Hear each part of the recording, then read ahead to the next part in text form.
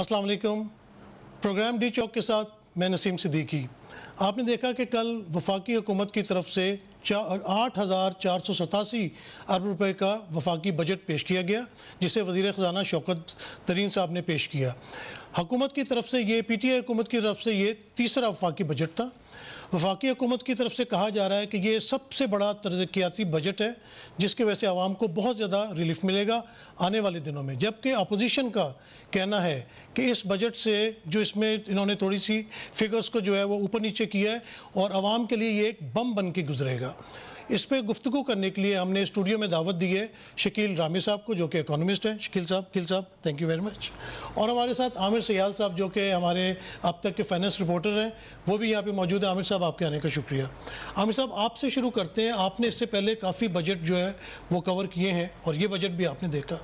आज आप जो शौकत तरीन साहब ने और बाकी भी वज़रा और SAPM उनके साथ थे, उन्होंने एक पोस्ट बजट कॉन्फ्रेंस की, प्रेस कॉन्फ्रेंस, तो उसमें भी उन्होंने काफ़ी चीज़ें बताई, एलेबोरेट की। तो आप किस तरह देख रहे हैं इस बजट को कि क्या ये आवाम को कोई रिलीफ देगा? क्योंकि आवाम महंगाई से तंग है। उन्हें चीनी, आटा, मुर्गी, सब्ज़ी, फल, ये चीज़ सस्ती मिले तो उनको चीज़ समझ आती है कि अच्छा बजट है। आप क्या कहते हैं इस पर? देखें, जो गवर्नमेंट की क्लैरिटी नहीं है कि गवर्नमेंट ने किस सेक्टर को किस तरह से एड्रेस करना है, तो जो क्योंकि ये हमारा जितना बजट मेकिंग होती है ये अर्बन सिटीज़ के जो लोग हैं वो बनाते हैं, मिनिस्ट्री ऑफ कॉमर्स में या फाइनेंस में, इन मिनिस्ट्रीज में सारे अर्बन एरियाज़ के लोग हैं, तो इनका फोकस जो है इंडस्ट्रियल सेक्टर पे रहा। तो खाम माल में इन्होंने ड्यूटीज़ कम की हैं, लेकिन ये कम से कम 5 साल लगेंगे इसमें इंडस्ट्री की ग्रोथ होते हुए। तो शॉर्ट टर्म में सुपर फास्ट डिलीवरी आपको दे सकता है वो एग्रीकल्चर सेक्टर है, उसके लिए कोई इंसेंटिव्स नहीं रखेंगे। मैं आपको सिंपल सी मिसाल देता हूँ कि कपास की जो पैदावार है वो 14 मिलियन बेल्स थी, वहाँ से 6 मिलियन बेल्स भी आई है। और अगर 1 मिलियन बेल्स का लॉस हो ना, तो आपकी इकॉनमी को $1 अरब का नुकसान होता है। हमने $6 अरब का नुकसान किया है और आपने ये $8 अरब का नुकसान किया और हमने IMF के पास सिर्फ $6 अरब के लिए गए हैं और तमाम शराइत मान रहे हैं। तो एग्रीकल्चर की जो मेन क्रॉप्स है उनके लिए सपोर्ट प्राइस होनी चाहिए।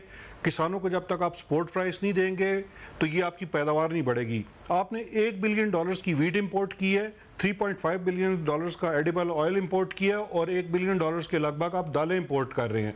क्यों कर रहे हैं? क्योंकि इसमें गवर्नमेंट की इंटरवेंशन जो है फेल हो चुकी है किसान को बचाने के लिए, एग्री सेक्टर की डेवलपमेंट के लिए। आपकी अभी गंदम की पैदावार हुई है 27 मिलियन टन। आप कहते हैं बहुत ज़्यादा गंदम की पैदावार होगी, तो दुनिया में जो एवरेज पैदावार इसकी होती है ना गंदम की, वो 45 टन पर एकड़ है। यानी कि फिर एक दफ़ा जो वज़ीर ख़जाना है उन्होंने लफ्ज़ों का हेर फेर किया है, आवाम को कोई रिलीफ नहीं मिलेगा। देखिए, जो वज़ीर ख़जाना ना वो अर्बन एरिया से हैं, वो रूरल एरिया से नहीं है, उन्हें पता ही नहीं है कि ज़राअत का क्या पोटेंशियल है।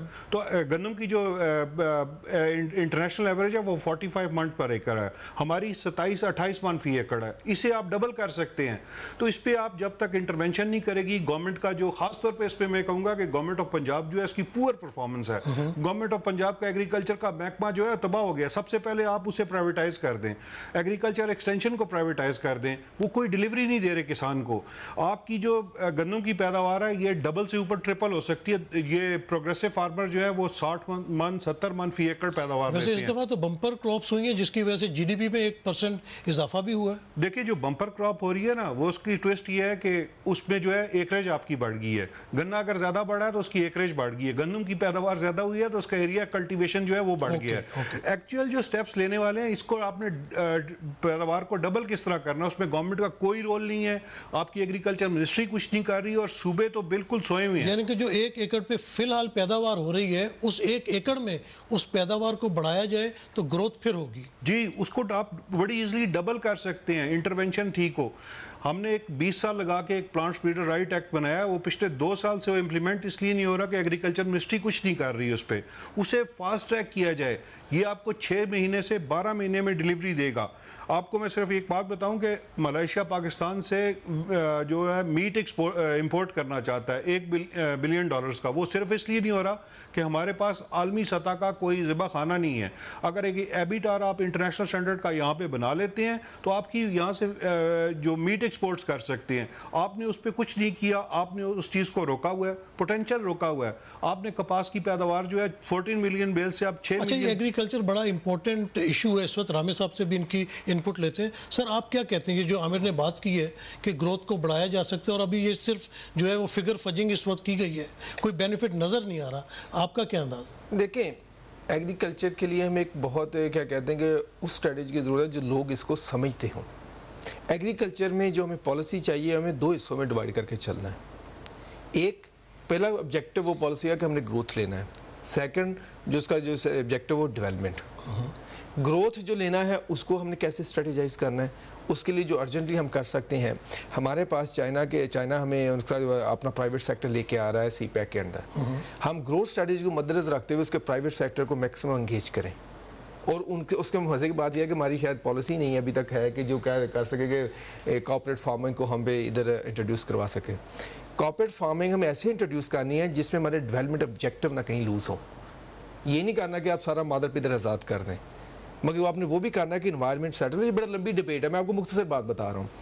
हम शॉर्ट टर्म में जो ग्रोथ है वो चाइना के कॉपरेशन से इस CPEC के अंदर हम एक्सट्रैक्ट कर सकते हैं। ठीक है। आपने देखा होगा अभी जान के एंग्रो में और फातिमा ग्रुप ने इनके साथ एग्रीमेंट्स किए हैं कुछ चाइनीज़ कंपनीज के साथ। वो पाकिस्तान में इन्वेस्ट करना चाहते हैं, specially in seed fertilizer the thing, जो कि हमारे क्योंकि इनपुट का बहुत बड़ा मसला है। जिस तरह अभी अमर साहब बयान कर रहे थे कि पर एकड़ यील्ड, उसका जो मेन कल्प्रेट है वो हमारा सीड है, लो क्वालिटी। जब तक हमारा सीड नहीं इंप्रूव होगा तब तक हम क्वालिटी यानी वैसे किसानों को गवर्नमेंट ने जो है इस वक्त कुछ लोन्स तो देने शुरू किए, और मैं आपको बात गरीब किसान है उनको भी दे रहे हैं। वन आपकी तरफ आ रहा हूँ। तो ये है हमारा शॉर्ट टर्म भी और लॉन्ग टर्म भी, मगर जो शॉर्ट टर्म इसलिए भी कह रहा हूँ ये हमें इमीडिएट ग्रोथ देगा। यह है ग्रोथ ओरिएंटेड की ज़हन में रखें।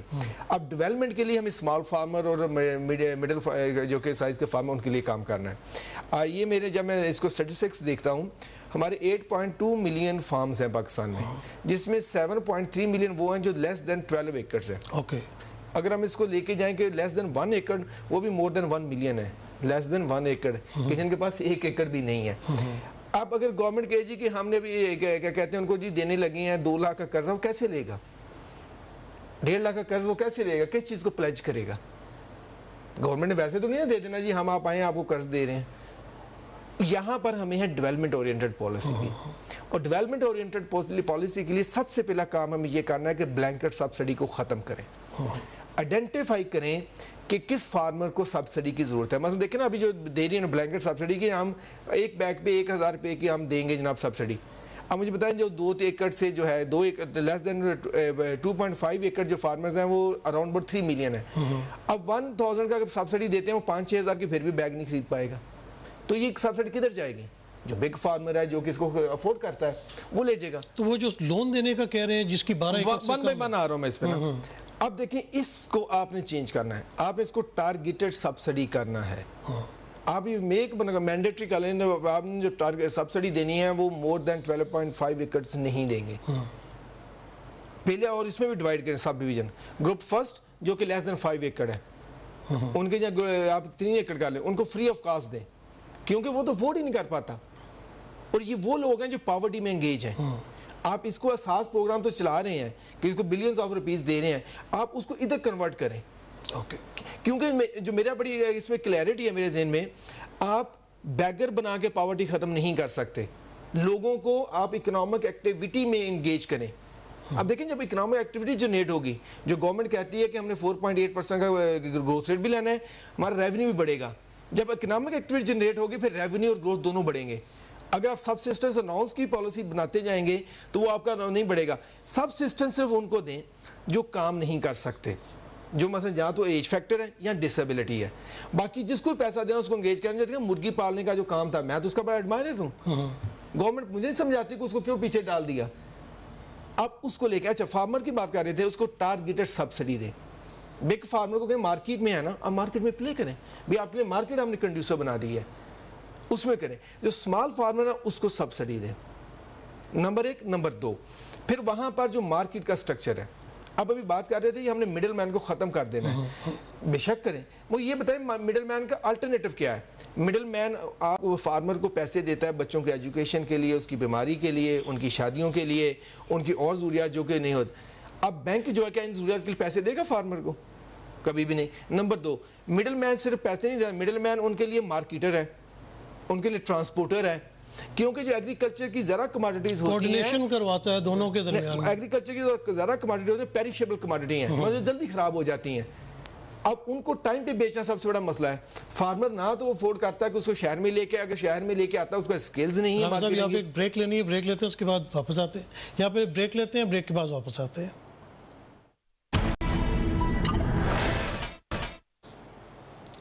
Welcome back.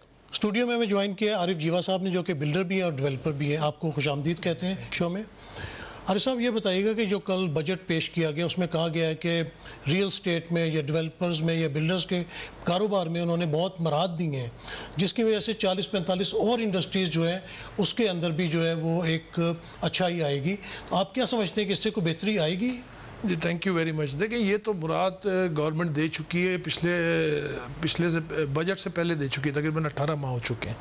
और वो एक एमनेस्टी कह लें उसको या इंसेंटिव दे लें कह लें, कंस्ट्रक्शन सेक्टर को दिया, और उसकी वजह से जो है वो काफ़ी जो है वो कंस्ट्रक्शन सेक्टर के अंदर जो है एक्टिविटीज़ बढ़ी हैं। ना सिर्फ कंस्ट्रक्शन सेक्टर में, इवन आप अलाइड इंडस्ट्री में देखें, सीमेंट में जो है वो एक्सपेंशंस हुई, उसकी जो है वो सेल बढ़ी। सीमेंट मैन्युफैक्चर खुद कह रहे हैं कि 40% जो है वो इस साल हमारी सेल बढ़ी।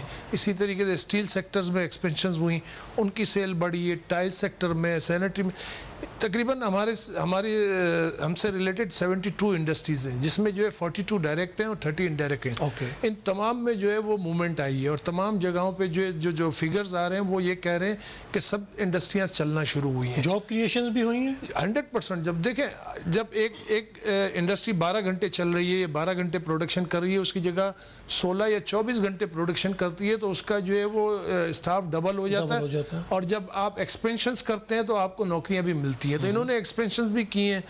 6 माह या 4 माह कबल तकरीबन जो है पंजाब गवर्नमेंट ने, सीएम पंजाब ने 5 सीमेंट इंडस्ट्रीज़ को नए लाइसेंस इशू किए हैं। तो अब वो 5 नई इंडस्ट्रियाँ सीमेंट की लगेंगी, तो उसमें ज़ाहिर है जॉब भी क्रिएशंस होंगी।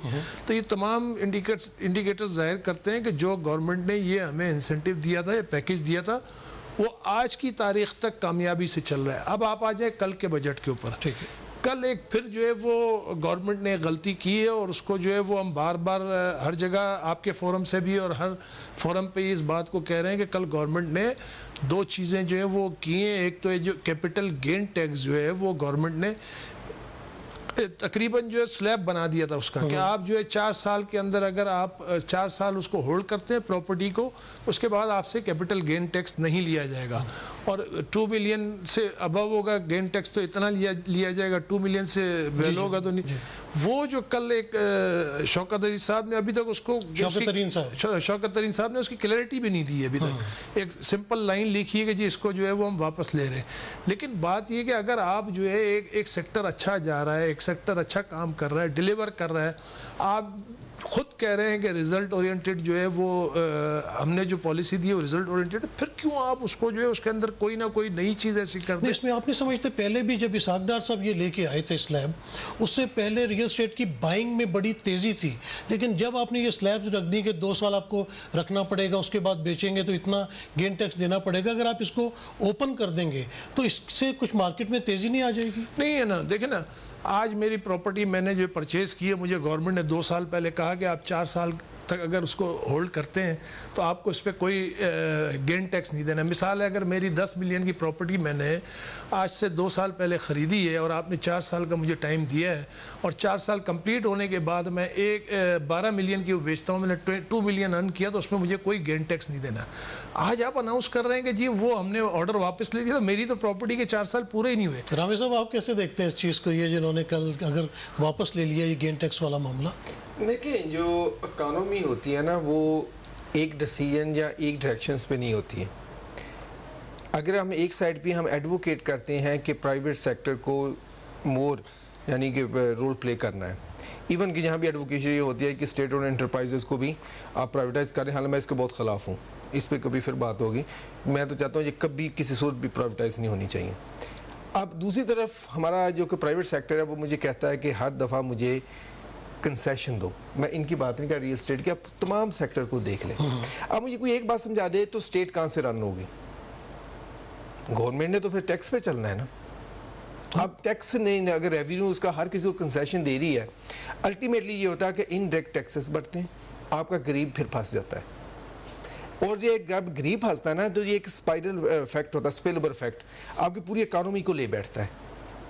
हमें देखें ना, हमें दो चीज़ें का, एक चीज़ बड़ी अहम सोचने की है, हमने सस्टेनेबल बिजनेस मॉडल लेने हैं कि या टेम्परेरी गेन लेने हैं। हमारा जो इंडस्ट्रियल सेक्टर भी है, जहाँ जिसको प्राइवेट सेक्टर बड़ा कहते हैं, वो भी देखते हैं कि मेरे, यानी कि मेरे सेक्टर, जब आप बात करते हैं वो कहता है, समझता है कि जी मेरे जो इंडस्ट्री है इसको कंसेशन मिल जाए, मुझे बाकी से कंसर्न नहीं है। अब देखें जो भी फार्मास्यूटिकल जाएंगे या कार ऑटोमोबाइल वाले जाएंगे, टेक्सटाइल वाले जाएंगे, वो सारे अपने अपने सेक्टर की बात कर रहे हैं। और सब अगर टैक्स में छूट लेंगे तो फिर गवर्नमेंट के पास रेवेन्यू कहाँ से आएगा? आपका रेवेन्यू कहाँ से आएगा? बिल्कुल। सो हमें जो है ना इसको रैशनलाइज करने वाली बात है, मगर एक बात इनसे मैं जरूर एग्री करूंगा कि जब गवर्नमेंट ने इनको 4 साल का गेन दिया था पीरियड, उसको 2 साल में ख़त्म नहीं करना चाहिए। अगर 4 साल का ग्रेस पीरियड इनको दिया था, उसी इन्होंने इन्वेस्टमेंट की हुई है, उसको तो इसके लिए इनके लिए स्पेशल कंसेशन होनी चाहिए कि जिन्होंने इस साल ये किया था, हमारी पॉलिसी के बाद जिन्होंने इसको अडॉप्ट किया था, उनके लिए हम एक स्लैब बना देते हैं। बाकी जो होगा या इसके बाद जो होगा, आज के बाद, उस पर ये होगा। तो ये वाली चीज़ तो है। मगर अब दूसरी चीज़ ये है कि देखें, रियल स्टेट का भी एक जो रोल है डेवलपमेंट का, वो भी हमें रीडिफाइन करना पड़ेगा। पाकिस्तान में क्या हुआ कि रियल स्टेट में इतनी प्राइसेस बढ़ गई कि हमारे जो दूसरे प्रोडक्टिव सेक्टर थे वो भी रियल स्टेट की तरफ आना शुरू हो गए। आप देखें फैसलाबाद जाएँ, जो साइकिल कौन मिल थी, किसी वक्त वो प्रोडक्शन की बहुत बड़ा हब थी, अब वहाँ आपको सिर्फ प्लाजे नज़र आते हैं।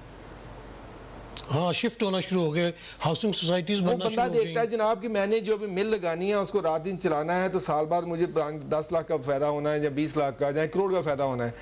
क्यों ना मैं इसको एक यानी कि प्लाजा खड़ा करूं जिसपे मुझे इमीडिएटली साल में 2-3 अरब का मुनाफा होना है।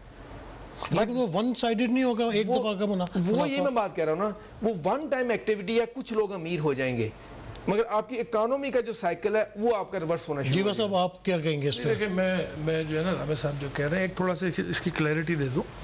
बात ये कि कैपिटल गेन टैक्स तो हम दे रहे थे, अगर हम उसको इमीडिएट सेल कर रहे थे प्रॉपर्टी को तो हम टैक्स दे रहे थे। हम 4 साल में उसके स्लैब्स बने थे, 4 साल बाद जो है वो फ्री था हमें, उसका भी जो है उन्होंने नॉर्मल टैक्स रिजीम में उसको डाल दिया। चले कोई नहीं, लेकिन उसके ऊपर हम कहते हैं नज़रसानी करें। दूसरी बात ये, जब हमारी जैसे अभी बात की इन्होंने कि जी इंडस्ट्रीज की जो है वो प्रॉब्लम, जब भी हमने बात की, मैं फेडरेशन को भी रिप्रेजेंट कर रहा हूँ, FPCI को भी मैं वाइस प्रेसिडेंट हूँ, जब भी हमने बात की प्राइम मिनिस्टर से, हमने जब प्राइम मिनिस्टर बनने से पहले और प्राइम मिनिस्टर बनने के थोड़ी बाद, सी तफसीली बात लग रही है मुझे, ब्रेक का कहा जा रहा है। श्योर, आप ब्रेक ले लेते हैं, ब्रेक के बाद यही से गुफ्तगू का आगाज दोबारा करेंगे।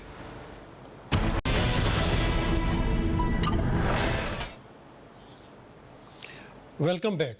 अच्छा आरिफ जीवा साहब, हम ब्रेक लेने से पहले गेन टैक्स पे बात कर रहे थे, तो आप कोई प्राइम मिनिस्टर से रिलेटेड बात बताने लगे थे, जी बताइए। जी, मैं वो शकील साहब की बात को, रामे साहब की बात को आगे बढ़ा रहा था कि एक तो जो है वो ये गेन टैक्स जो है वो मैंने बताया कि ये कोई ऐसा नहीं है कि हम नहीं टैक्स नहीं पे कर रहे थे, टैक्स तो हम पे कर रहे थे, लेकिन उसका जो है वो एक उन्होंने स्लैब बनाया हुआ था, कुछ सिस्टम बनाया हुआ था। उसके लिए हम कह रहे हैं कि उसको अभी थोड़ा चलने दिया जाए, ताकि जो प्रॉपर्टी बेचना चाहते हैं वो बेचे तो सही। ओवरनाइट आपने उनको प्रॉपर्टी सेल करने से रोक लिया तो इन्वेस्टमेंट जो है वो आपकी मार्केट में सर्कुलेशन रुक जाती है, वो पैसा लगता है कहीं ना कहीं जाके। प्राइम मिनिस्टर साहब से हमारी प्राइम मिनिस्टर बनने से 1 हफ्ता पहले मुलाकात हुई और प्राइम मिनिस्टर बनने के तकरीबन 1 माह के अंदर अंदर हमारी मुलाकात हुई। उन्होंने वादा किया था कि जी 3 चीज़ें मैं करूँगा, और वही 3 चीज़ों पे मेरा ख्याल है वो वर्क कर रहे हैं और आइंदा करेंगे। उन्होंने कहा कंस्ट्रक्शन सेक्टर को मैं पिक करूँगा, मैं एग्रीकल्चर को पिक करूंगा, मैं टूरिज़्म को पिक करूंगा। और हमें ये लग रहा है कि कंस्ट्रक्शन सेक्टर को पिक करके उन्होंने जो पॉलिसीज़ दी हैं वो अपने ट्रैक पर आ चुका है, स्लो आया है लेकिन आ चुका है। अब एग्रीकल्चर और टूरिज़्म पे जाएंगे। लेकिन एक चीज़ जो हर्डल्स हैं इस सेक्टर के लिए, वो सबसे बड़े हर्डल्स ये हैं कि कंस्ट्रक्शन सेक्टर को गवर्नमेंट जो टारगेट रखा था वो कह रही है अभी हमने 20 से 25% अचीव किया। हालांकि हम भी समझते हैं कि इन 1.5 सालों में 70 to 80% इसको अचीव करना चाहिए। ना करने की वजह सीमेंट की प्राइसेस बढ़ी। अब सीमेंट के ऊपर 170 रुपये टैक्स है गवर्नमेंट का, चलें 170 रुपये टैक्स है, अब कोई भी सीमेंट इंडस्ट्री का मालिक जो है जब गवर्नमेंट को 170 रुपये देगा तो 340 रुपये प्रॉफिट रखेगा, वो 100 रुपये टैक्स देगा तो 200 रुपये प्रॉफिट रखेगा। उसको नहीं अच्छा लगेगा गवर्नमेंट को 170 रुपये में दूं और ख़ुद जो है वो 70 रुपये प्रॉफिट कमाऊं।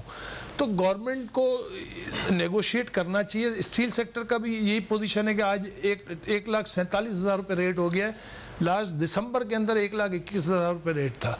तो हम ये कहते हैं कि एक तो ये पैकेज, दूसरा जो प्राइम मिनिस्टर नया पाकिस्तान के तहत जो 50 लाख घर देना चाहते हैं लोगों को, 50 लाख दें, 10 लाख दें, तो उसकी प्राइस कहाँ चली? आप समझते हैं अपने टेन्योर में ये 50 लाख घर मुकम्मल कर सर मैं कहता हूँ, मैं तो पहले दिन से एक बात कर रहा हूँ कि 50 लोग भी कह रहे हैं, हम भी कह रहे हैं कि चले जी 50 लाख नहीं होंगे, 10 लाख तो होंगे, कुछ तो होंगे, हाँ। 15 लाख तो होंगे, उससे रिवोल्यूशन आ जाएगा आपका। 10-15 लाख घरों से रिवोल्यूशन आ जाएगा। और ये मैं आपको बता दूं कि ये जो 2023 के बाद पीटीआई की गवर्नमेंट आए या कोई और गवर्नमेंट आए, ये इनकी मजबूरी हो जाएगी इस पैकेज को चलाना या इस नया पाकिस्तान हाउसिंग स्कीम को चलाना, क्योंकि जनरल अनवर साहब ने इतना काम इसके ऊपर कर दिया है कि अब ये जिस दिन पहले 1000 घर आएंगे, क्योंकि फोरक्लोजर लॉ आ गया आपके मुल्क के अंदर, सबसे बड़ी रुकावट हुई था। इसके बाद जो है वो आपका बैंक फाइनेंसिंग के लिए जो है वो बिल्कुल डायरेक्शन स्टेट बैंक की सख्त है। हाँ, ये शिकायत है एक आम आदमी को, क्योंकि इन्होंने जो है वो गरीब आदमी के लिए भी उसमें लोन रखा है। गरीब आदमी को घर जरूर मिलना चाहिए, लेकिन लोन देखिए, जब आप गाड़ियों ऑटो सेक्टर आपका ऑटो सेक्टर की जो है वो यहाँ पे देखें, ऑटो सेक्टर पे भी आके बात करते पहले मैं शकील अहमद साहब से पूछूंगा, असल में जो आवाम है उसको ये चीज़ें नहीं समझ आ रही कि कितनी सब्सिडी दे दी गई, कितना तरक्याती बजट आ गया। आम आदमी पूछता है कि क्या दाल सस्ती होगी, चीनी सस्ती होगी, आटा सस्ता होगा, मुर्गी सस्ती होगी, सब्जी सस्ती होगी, ये सस्ती मिलेगी उनको?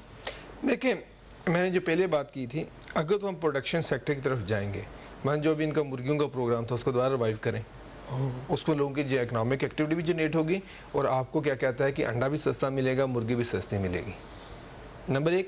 नंबर 2, एग्रीकल्चर को आपने यानी कि सही, जो मैंने अभी बात कर रहा था कि मैं उसको 2 स्ट्रेटजीज मिल के ना, ग्रोथ एंड डेवलपमेंट को अलग अलग, उस पर आप इन्वेस्ट करें, आपकी का ऑटोमेटिकली होगी। अभी आप देखें मज़े की बात जो मैं आपके साथ शेयर करूँगा कि जो भी हमें इन्फ्लेशन नज़र आती है फूड में, किन प्रोडक्ट्स में? चिकन में जी, एग्स में, रोज़मर्रा की जो ज़रूरियात है, वेजिटेबल घी में, शुगर में। क्या ये फार्मर प्रोड्यूस करता है? नहीं, फार्मर प्रोड्यूस करता था पोटैटो, टमाटो, गन्ना, अनियन।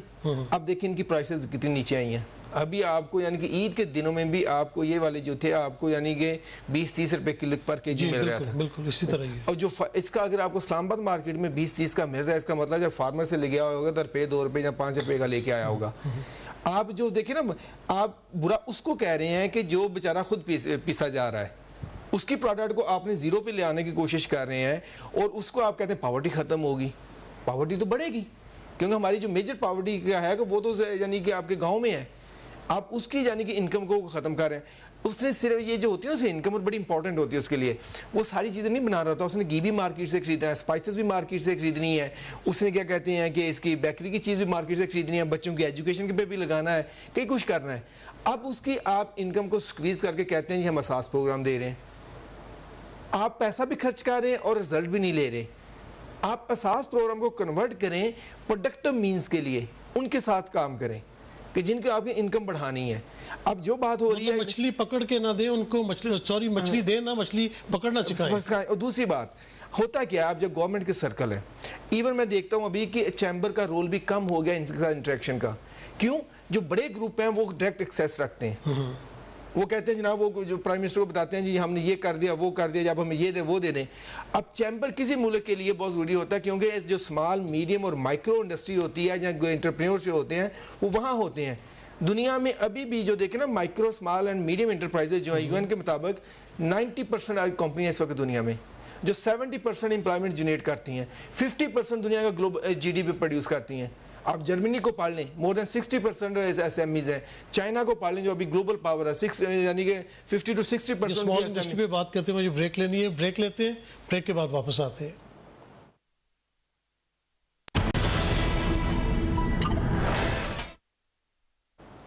Welcome back. आरिफ साहब, आपसे भी मेरा ये सवाल है कि क्या कौम को जो महंगाई में इस वक्त चीख रहे हैं, बिजली नहीं मिल रही, बिजली है ही नहीं इस वक्त, तो उस पर तड़प रहे लोग, यानी कि आटा जो है वो महंगा है, अपना चीनी महंगी है, टमाटर महंगे हैं, आवाम को कोई रिलीफ मिलेगा इस बजट से कि नहीं?